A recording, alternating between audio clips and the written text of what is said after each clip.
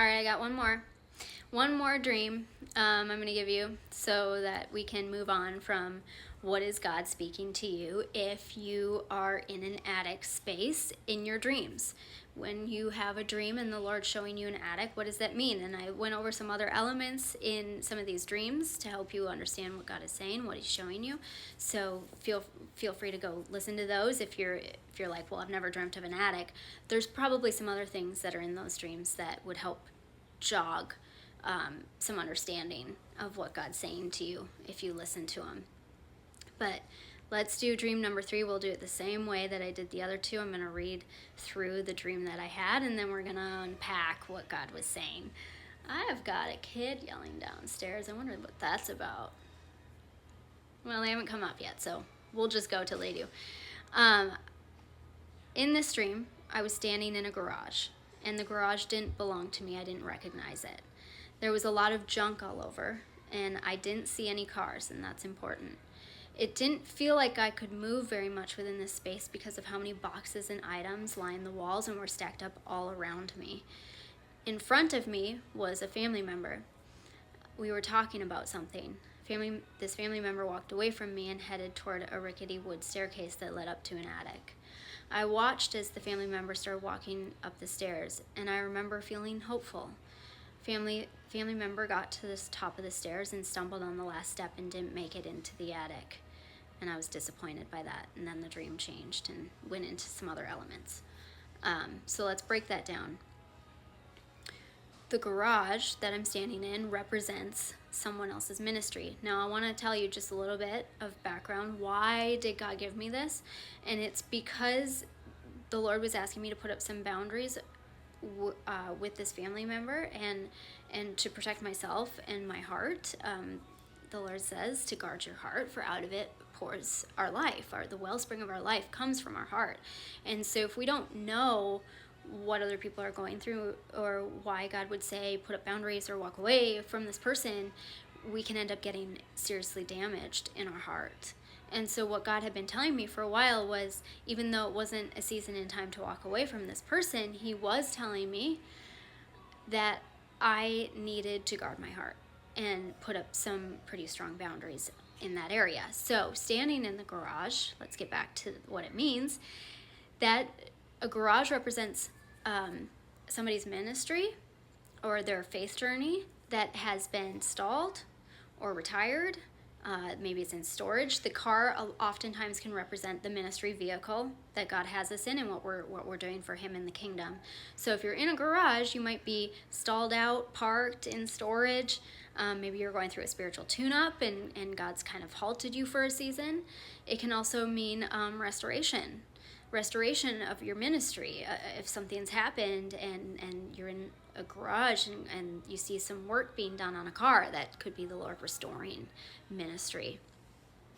Because there wasn't a car present, that means that this family member had let the ministry purpose that God had put in their heart, that this person had let that go. And we all have a specific purpose and role in God's kingdom. He's put something deep within each of us, a calling, and we can reject that calling. And we can reject it if we don't want to get things cleaned up in order for Him to be able to use us, God to be able to use us properly. So I noticed that there wasn't a car because of all of the memories, which represent kind of those boxes, and the issues of life, which is all the junk that I saw, that this family member needed to have cleaned up in order to move forward in their faith journey. And so the garage space needed to be cleaned up first before a car and a ministry purpose could come in and then be spiritually tuned up and worked on. I was talking with this family member. The conversation wasn't revealed to me what we were talking about, just that there was a conversation, and whatever was said caused this family member to begin their journey with the Lord and to go up higher with Him, going up those stairs that I saw in the garage up to the attic. So whatever was said between us and whatever has been, I don't know exactly where we are in this journey right now, to be honest. I had this dream quite a while ago, but I'm not positive where we are in the timeline of this.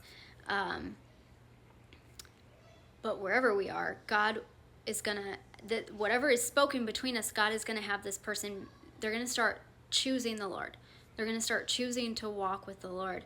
There was definitely gonna be an effort in choosing God and in choosing God's ways and in choosing what God would have them to do, and the memories that are gonna need to be worked through, and some things that are gonna, to get that, all that junk cleared out.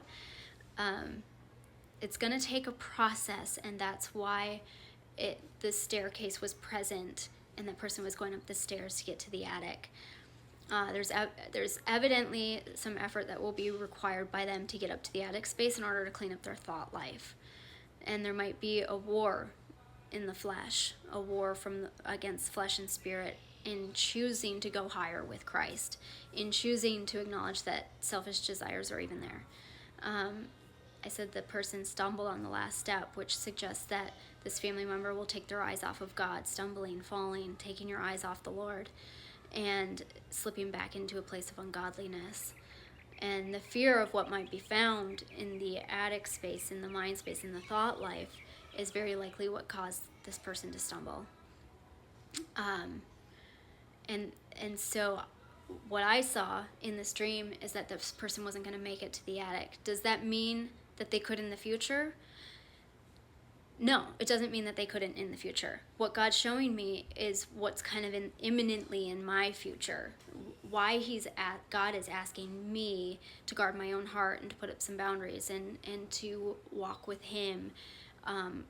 Not necessarily away, but to be very guarded and careful. And that's what God was really revealing to me in this dream.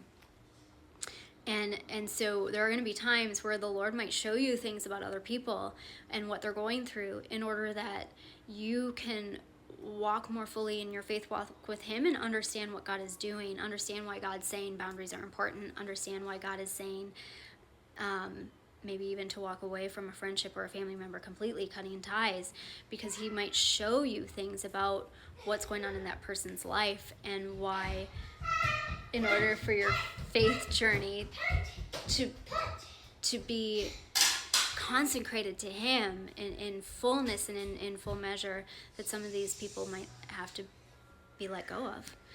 Kind of like Abraham and Lot.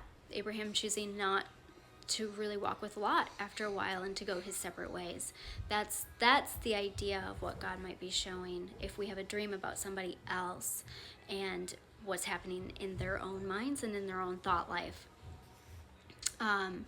So again, I'm going to link the article to this blog that I wrote, this blog article. I'm going to link it in the description so that you can read through each of the elements and read through how I wrote it.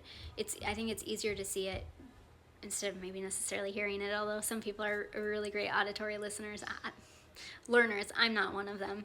I like to read and I like to digest, which is why I wrote something, because it'll help with understanding each of the elements and then how I broke that up and what God was saying to me through it.